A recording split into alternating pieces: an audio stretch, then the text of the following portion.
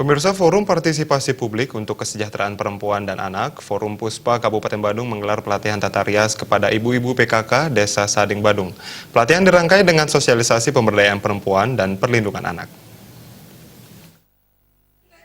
Kegiatan pelatihan tata rias untuk ibu-ibu PKK dalam Seketruna Teruni Desa Sading merupakan kerjasama antara Forum Puspa dengan Pusat Pelayanan Terpadu Pemberdayaan Perempuan dan Anak P2TP2A Kabupaten Badung. Dalam pelatihan diajarkan teknik-teknik tata rias rambut dan wajah, mulai dari yang paling mendasar, yakni teknik membersihkan wajah, serta tahapan bermakeup yang baik dan benar. Instruktur dalam pelatihan merupakan pakar tata rias dari sebuah perusahaan kosmetik. Ketua Forum Puspa Kabupaten Badung, Nyonya Rasniati Adi Arnawa mengatakan, pelatihan tata rias merupakan rangkaian program sosialisasi pemberdayaan perempuan dan perlindungan anak yang telah digelar di sejumlah kecamatan di Kabupaten Badung.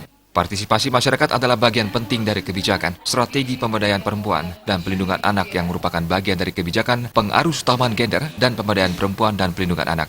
Partisipasi publik sangat diperlukan dalam upaya meminimalisir terjadinya kasus-kasus kekerasan terhadap perempuan dan anak.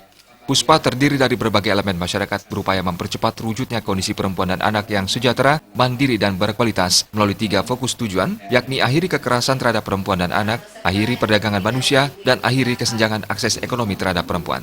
Pelatihan bertujuan untuk membekali para ibu-ibu dengan keterampilan minimal bisa dipakai untuk diri sendiri ataupun membuka usaha salon. Diharapkan menjadikan ibu-ibu bisa berpenampilan yang baik khususnya dalam menata rambut dan make up sehari-hari. Kita Forum Puspa mengadakan kegiatan ini untuk ibu-ibu terutamanya, kan kita mau pelatihan tata rias, make up dan hairdo, ya, agar ibu-ibu bisa tahu, misalnya disesuaikan tata riasnya dengan acaranya untuk sehari-hari seperti apa, untuk misalnya kondangan atau ada acara-acara khusus seperti apa, biar nggak antias sehari-hari terlalu tebal mungkin.